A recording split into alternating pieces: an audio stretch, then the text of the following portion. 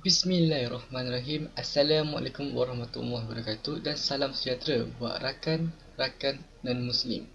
Yang dihormati, Puan Siti Marhamah binti Kamara Arif Ain selaku pensyarah pengantar psikologi kanak-kanak dan remaja. Kumpulan kami akan mengupaskan mengenai isu yang berlaku dalam movie Bad Genius. Adakah anda tahu apa yang berlaku dalam movie tersebut? Mungkin ada di antara kita sudah tahu dan ada juga yang tidak. Tidak mengapa, saya dan ahli kumpulan saya akan mengupaskan untuk anda semua.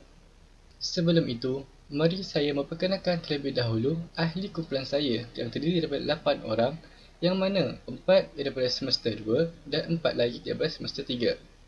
Yang pertama, Muhammad Azam bin Syuhani, Nur Adilah Hani binti Nur Azizi, Nur Afizatul binti Abdullah, Siti Umairah Husnah binti Hamdan, Amirah Atikah binti Johari, Nur Atirah binti Zaid, Muhammad Firdaus bin Cik Anwar, dan akhir sekali Zarid Syahizal bin Mak Yunus.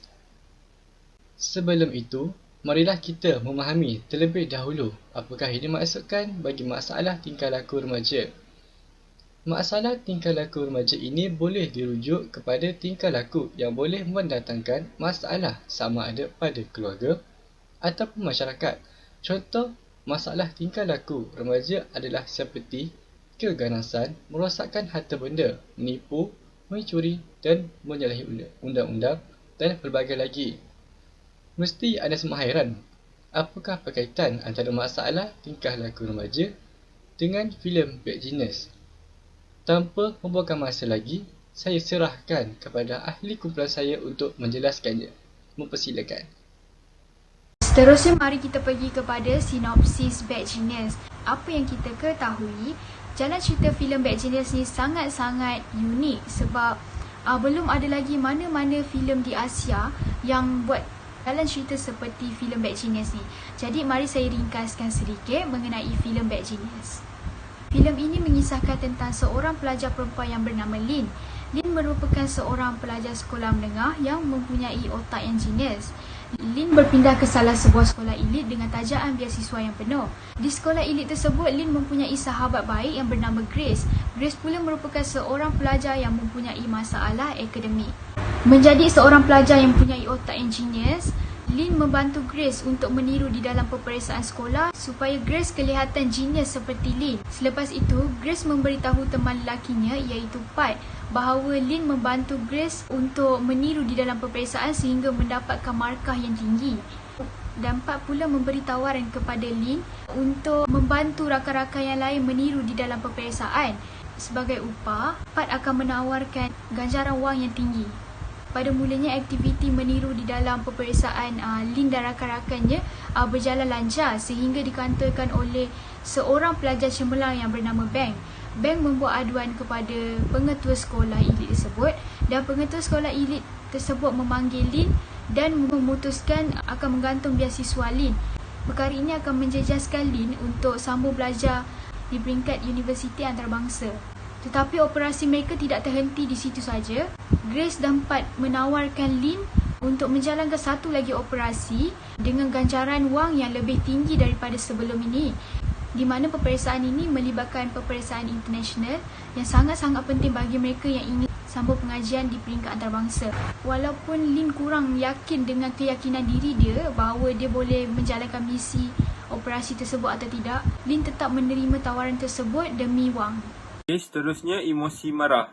Pengetua sekolah marah sebab Lin kantoi buatkan kertas jawapan untuk kawan dia yang bernama Tong. Sebab ketika itu masa menjawab peperiksaan hampir tamat, Tong tak sempat nak jawab sehingga habis. Lalu Lin pun menukar kertas jawapan dengan Tong dan menyiapkan kesemua jawapan Tong. Sehinggalah ada seorang pelajar cemerlang yang bernama Bang yang nampak kegiatan Lin dan Tong. Lalu dialah yang membuat aduan mengenai perkara tersebut kepada pihak pengetua. Pada mulanya Lin terlepas sebab tiada bukti. Tetapi ketika Lin hendak keluar dari bilik pengetua tersebut memanggil Lin dan menunjukkan bahawa di bahagian kertas peperiksaan Lin mempunyai nama Tong dan kertas Tong mempunyai nama Lin. Tindakan pengetua sekolah time tu, dia marah dan dia menarik balik beasiswa Lin. Okey, seterusnya emosi gembira.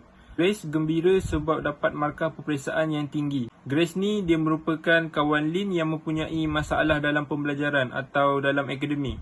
Disebabkan Lin bantu Grace dalam peperiksaan dengan cara menulis jawapan pada pemadam untuk Grace meniru, Grace berjaya peroleh markah yang cemerlang iaitu 3.87. Grace terlalu gembira dan mengajak Lin bermandi-manda di kolam renang bersama teman lelaki Grace iaitu Pat. Dan akhir sekali adalah emosi takut. Selain Lin, Bang juga terlibat dalam operasi yang ditawarkan oleh Pat. Operasi ini dia melibatkan peperiksaan antarabangsa. Bang pergi ke tandas untuk memberikan jawapan pada Grace dan Pat, tetapi dia terlupa jawapan yang ingin diberikan itu dan dia berusaha untuk mengingat semula.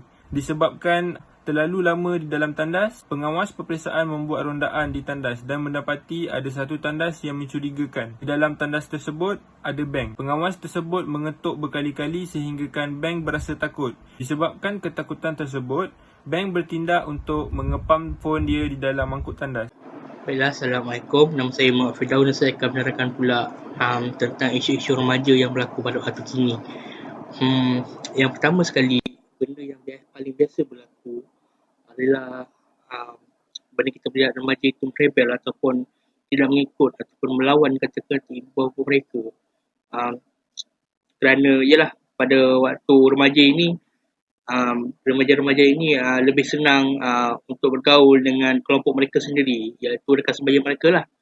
Kemudian bahasa kurang sopan juga selalu kita dengarkan oleh remaja-remaja pada waktu kini lah, yang sudah mula menjinak-jinakkan diri dalam media sosial kan, di mana mereka mendapatkan kata-kata kesat tersebut daripada rakan sebaya mereka ataupun daripada movie-movie yang mereka tengok lah, yang mempunyai adegan ataupun bahasa yang tidak sepatutnya. Yang kemudian adalah disiplin, di mana banyak pelajar-pelajar sekolah ini tidak mengikut disiplin ataupun pengawalan disiplin mereka tidak ketat. Dan disebabkan itu mudah untuk mereka ini mengikut curiosity mereka ataupun mereka punya apa orang kata rasa ingin tahu mereka itu cukup mendalam, sehingga kan tanpa disiplin tersebut ada, mereka sanggup untuk melawan peraturan yang sedia adalah semata-mata untuk mendapatkan rasa ingin tahu tersebut. Kemudian kalau kita masuk daripada movie ini sendiri iaitu Bad Genius, cerita ini mengisahkan tentang peniruan yang berlaku dalam kelas waktu peperiksaan, di mana Lin iaitu seorang pelajar yang bijak pandai ini mendapatkan beasiswa penuh untuk masuk ke sebuah sekolah elit, tetapi oleh sebab-sebab tertentu beliau menolong Grace untuk maju dalam kelas. Bayangkan beliau ini adalah seorang genius, tetapi sanggup menolong orang lain untuk meniru, walaupun orang kata niatnya baik tetapi caranya tidak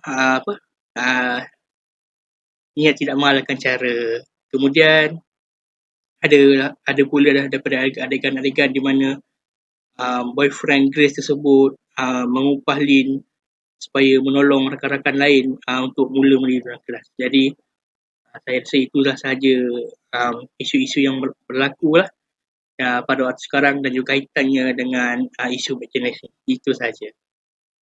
Seterusnya adalah punca ataupun faktor permasalahan tingkah laku remaja.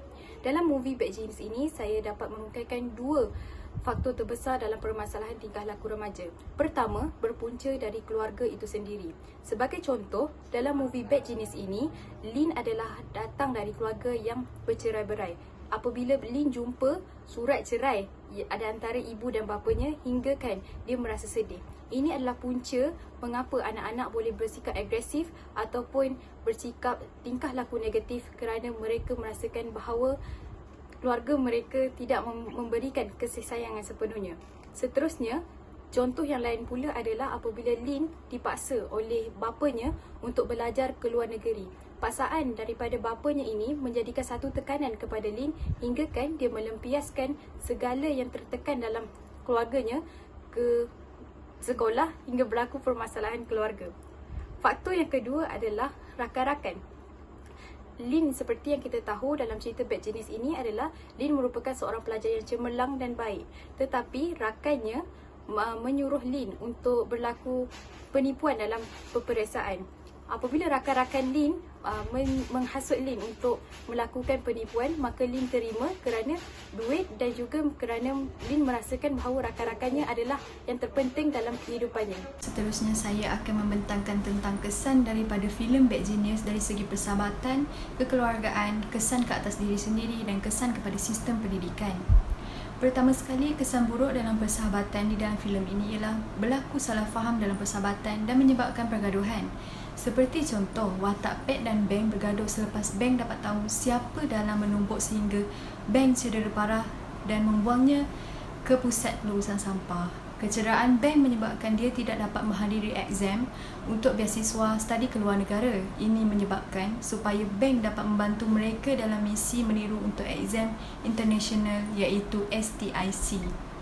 Kesan dalam persahabatan yang kedua, mementingkan diri sendiri. Pada pendapat saya, movie Bad Genius ni persahabatan mereka just for benefit. Kerana di akhir movie ini, Pat dan teman wanitanya Grace hanya mementingkan diri sendiri dengan membuat parti selepas selesai menjawab exam STIC. Tetapi mereka mengabaikan tentang Bang yang ditangkap atas perbuatan meniru semasa exam STIC di Sydney, Australia. Kesan buruk dalam hubungan kekeluargaan ialah terjadinya salah faham yang menyebabkan pergaduhan antara ayah dan anak. Seperti contoh, di dalam satu scene, ayah kepada watak utama iaitu Lin dipanggil oleh pengetua sekolah kerana anaknya Lin didapati membantu rakannya dalam peperiksaan. Daripada perbuatan Lin ini, ayahnya memarahi Lin kerana perbuatannya itu. Seterusnya, kesan ke atas diri sendiri dengan meniru dalam peperiksaan akan menyebabkan diri pelajar hilang arah semasa berada di universiti ataupun di alam pekerjaan kelak. Kerana ilmu yang dikuasai tidak datang dari dalam diri. Sebaliknya, daripada meniru semasa peperiksaan. Yang terakhir ialah kesan ke atas pendidikan itu sendiri. Perbuatan meniru merupakan salah satu bentuk jenayah akademik. Sikap negatif ini ditonjolkan tidak melambangkan identiti sebenar seorang pelajar yang sepatutnya mengangkat martabat akademik bukannya melakukan sesuatu untuk merendahkannya.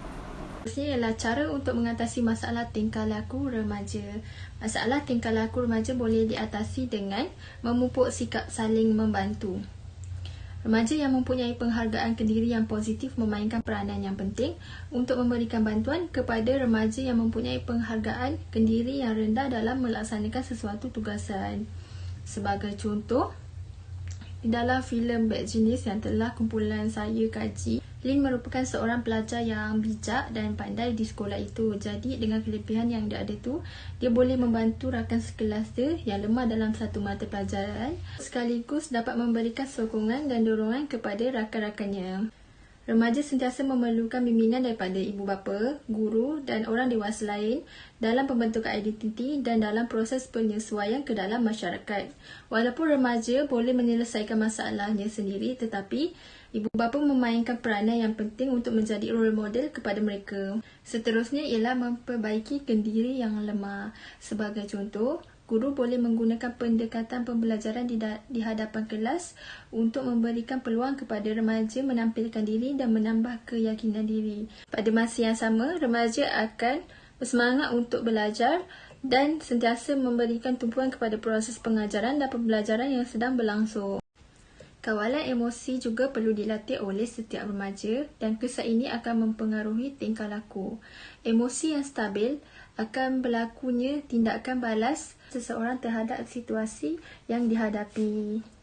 Okey, sebagai contoh, Lin ni merupakan seorang anak yatim iaitu dia kehilangan ibunya. Jadi dia tinggal berdua dengan bapanya di rumah. Bila dekat rumah, emosi Lin ni dia macam tak stabil sebab dia teringat dekat mak dia. Bila dia duduk rumah, dia teringat dekat mak dia. Dia termenung sorang-sorang. Lagipun Lin ni dia anak tunggal. Dia tak ada adik-beradik lain. Jadi, emosi dia tu akan mempengaruhi rasa sunyi. Dekat rumah dia akan rasa sunyi, tak ada kawan nak borak. Kalau ada pun bapak dia pun busy dengan kerja sebab bapak dia seorang cikgu. Jadi pentingnya kawalan emosi di kalangan remaja. Contohnya kalau kita ada masalah ke apa, kita bolehlah bercerita dengan kawan-kawan kita. Kita boleh luah dekat kawan-kawan kita, orang yang terdekat dengan kita. Kita jangan simpan seseorang. Kalau kita rasa sedih, kita ceritalah dekat someone yang kita boleh percayai. Sebab kalau kita simpan, kalau kita pendam, nanti lama-lama takut perkara tu boleh menjejaskan kesihatan kita, dan takut perkara tu mendorong kita melakukan perkara-perkara yang tidak diingini. Jadi kita buat perkara-perkara yang bukan-bukan, yang boleh mendatangkan kecederaan kepada diri kita. Baiklah, itu saja cara mengatasi masalah tingkah laku remaja. Sekian, terima kasih. Baiklah, berdasarkan filem Bad Genius, antara teori perkembangan yang saya rasakan sesuai dengan jalan cerita tersebut adalah teori ekologi Bronfenbrenner. Kerana Bronfenbrenner 1989 ada menyatakan individu itu dibentuk oleh budaya, di mana kemajuan dan perubahan budaya akan mempengaruhi individu yang berada dalam kelompok budaya itu dari segi pemikiran dan kepercayaan. Dalam teori ini juga terdapat 5 sistem persekitaran yang memainkan peranan dalam perkembangan seseorang individu. Salah satu daripada sistem persekitaran adalah mikrosistem, yang mana persekitaran kehidupan individu tersebut termasuk keluarga, rakan sebaya, sekolah dan juga jiran tetangga. Berbalik pada filem Bad Genius, di mana terdapat seorang pelajar yang sangat pandai yang bernama Lin yang telah dipindahkan ke sebuah sekolah oleh bapanya, kerana di sekolah tersebut mempunyai beasiswa untuk menyambung pelajaran ke luar negara, yang mana itu merupakan impian yang sangat dimahukan oleh Lin untuk menyambung pengajian ke luar negara. Dalam masa yang sama, bapa Lin juga tidak mampu untuk membayar pengajian. Disebabkan itulah Lin membantu rakan-rakannya yang lain untuk mendapatkan keputusan yang cemerlang dalam ujian peperiksaan. Setiap pertolongan Lin itu akan memperoleh RM1 yang sangat lumayan. Pada awalnya, Lin hanya membantu seorang saja, rakannya yang bernama Grace, untuk mendapatkan keputusan yang cemerlang agar Grace tidak dibuang sekolah. Tetapi Grace telah memberitahu rakannya yang bernama Pat bahawa keputusan yang diperolehnya itu adalah atas bantuan Lin yang memberikan jawapan semasa peperiksaan. Setelah Pat dapat tahu, Pat menawarkan RM1 yang sangat lumayan kepada Lin agar membantunya serta rakan-rakan yang lain dalam peperiksaan. Lin memberikan jawapan dengan cara menggunakan gerak jari yang mengikut kod piano. Akibat dari perbuatan tersebut, pengetua sekolah telah mendapat aduan bahawa Lin telah membantu rakan-rakan kelasnya dalam menjawab peperiksaan. Semuanya berpunca daripada Tong yang meminta pertolongan daripada Beng, yang mana Beng juga merupakan pelajar yang sangat pandai juga di dalam sekolah. Tong menyatakan kepada Beng bahawa dia tidak memahami kod piano yang diberikan dalam dewan peperiksaan. Dari situ, Beng mula merasakan hairan dan melaporkan kepada pengetua sekolahnya. Jadi, tujuan Lin membuat semua itu adalah atas dasar RM1 untuk menyambung pelajaran ke luar negara. Bismillahirrahmanirrahim. Assalamualaikum warahmatullahi wabarakatuh. Okay, apa yang saya dapat simpulkan keseluruhannya daripada tajuk yang telah kami dapat ini yang berkaitan dengan isu perkembangan remaja daripada 3 aspek, iaitu kognitif, sosio-emosi dan juga fizikal, iaitu satu filem daripada negara Thailand yang bertajuk filem Bad Genius. Seperti yang telah dikongsikan oleh rakan-rakan saya yang berkaitan dengan tajuk ini, sudah terang lagi bersulur dan kita pun sedikit sudah lihat bahawa isu perkembangan remaja ini bukanlah perkara yang biasa yang berlaku di negara kita, dan juga bukanlah perkara yang kecil dan kita boleh untuk kita ambil sambil lewa je tentang perkara ini. Hal ini kerana apabila kita mengambil sambil lewa tentang isu ini, ia akan memberikan kesan yang sangat negatif terutamanya kepada individu itu dan juga kepada negara kita sendiri. Jadi setiap pihak terutamanya ibu bapa perlulah memainkan peranan yang sangat penting untuk membantu dan juga membanteras isu-isu perkembangan remaja dalam remaja kita pada zaman kini. Kenapa ibu bapa? Kerana seperti mana yang kita tahu, pembelajaran yang pertama kepada anak-anak adalah di rumah. Jadi ibu bapa perlulah membantu mereka dengan cara mengajar mereka kepada yang lebih baik, jadi orang yang positif dan sebagainya untuk mengelakkan daripada isu-isu perkembangan remaja ini berleluasa lagi di negara kita. Selain itu, pelbagai teori yang telah wujud untuk membantu kita sebagai ibu bapa pada masa kini dan juga ibu bapa pada masa hadapan untuk kita belajar dan cara bagaimana untuk kita memperkembangkan daripada segi kognitif, sosial emosi dan fizikal anak-anak kita kepada yang lebih positif. Contohnya seperti yang telah pun dikongsikan oleh rakan saya tadi. Akhir sekali, kita sebagai masyarakat, terutamanya ibu bapa, negara dan juga individu itu sendiri perlulah berganding bahu untuk mengelakkan daripada isu perkembangan remaja ini semakin berleluasa di negara kita. Okay, itu saja yang telah saya dapat simpulkan keseluruhannya dan itu saja daripada kumpulan kami. Sekian, terima kasih.